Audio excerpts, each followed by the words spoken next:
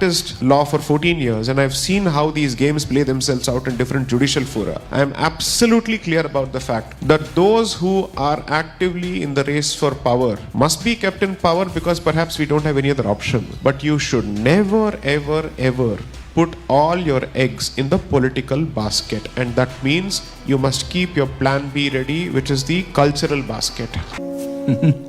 You're right. You're absolutely right.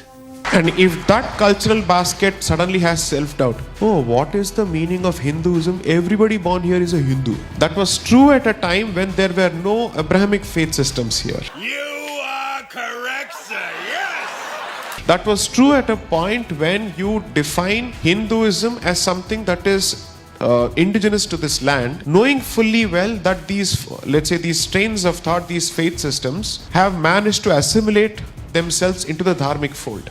But if you are going to apply the very same definition and logic, knowing fully well that not only foreign faith systems but diametrically opposite faith systems, I don't have a problem with a foreign faith system, because having a problem with a foreign faith system would mean it is plain and simple xenophobia and prejudice. There is no basis for it. It's just irrational hatred. But if I say X and you say anti-X, then surely there is an existential problem in terms of coexistence. When faced with that, and you almost enjoy the same relationship of a predator and a prey, and this is not a relationship whose dynamic you have defined or dictated, it has been imposed on you, you will still continue saying, "Jo bhi yahan pe paida hua wo Hindu hai." As a lawyer, I'd sit and wonder, what do I do now?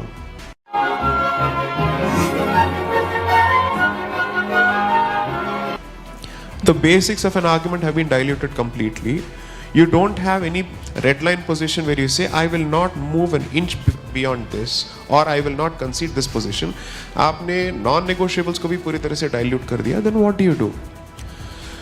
That is exactly why the exercise of defining Bharat had become necessary in writing, to say what are our red lines, and which we will not allow even the so-called guardians of our faith systems to compromise on under any circumstances. So there is a philosophy both in Hindu law as well as which is accepted in courts. The Murti or the Vigraha in every temple, the guardian of that Murti is the Purohit first.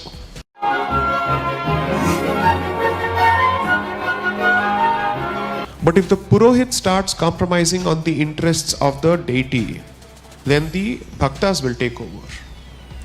Just as when the directors of the company start compromising on the interests of the company and they compromise on their fiduciary duty, the shareholders will take over, they'll have to reconstitute the management. That philosophy works across the board. So if the guardians of Hinduism or Hindutva compromise on Hindutva or Hinduism, then it is time to basically tell them, you are here to represent us. And if that position is compromised, then we will have to start looking for other options. तू समझा? हाँ. नहीं, तू समझा नहीं. And that's why it is very crucial to ask yourself this very basic fundamental question. What is your allegiance to? Organization or cause or your faith? Is it to dharma or to organizations? Unless and until this priority is clear, you will always be swayed by symbolism and tokenism as opposed to asking, Tumne kiya kya? That's the blunt question at the end of the day in terms of assessing balance, the balance sheet, profit loss. I will go ruthlessly on that.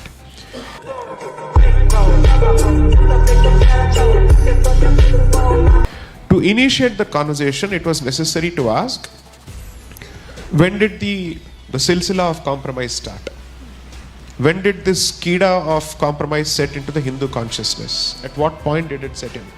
When the other person is so rigid, so clear, is it let's say a defining trait of the faith system, or is it something that they have learnt as a product of history? And is the constant mode of compromise endemic to the Hindu consciousness? I needed to ask this question. So when I released both the books, people on this side thought, oh, this is an anti-Congress book.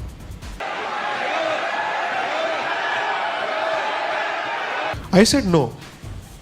You are reading it that way because you have already thought that I will write only on these lines. I said no, just as there is Hindutva, I would say there is a Congressatva. Okay. So this is against the mentality of the Congress, which is, like I said, a spirit that can jump from one organization to another organization. It's a Pretattama.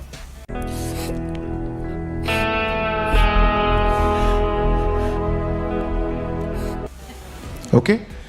So the question is, in whose body has that Pretattama jumped into at this point? तू समझा? हाँ. नहीं, तू समझा नहीं. So to answer that question, I said, these are the traits of the Pretattama that I see from its beginning. Now I leave it to the audience. Now ask yourself whether these traits have moved to any other organization. Because it's easy to make this a political discussion and keep talking about Nehru and Gandhi constantly. 100% hold them accountable. Don't let anybody deify them, no problem. But don't let anybody else make the same mistakes in your lifetime. Then you will be held responsible by future generations. That's it.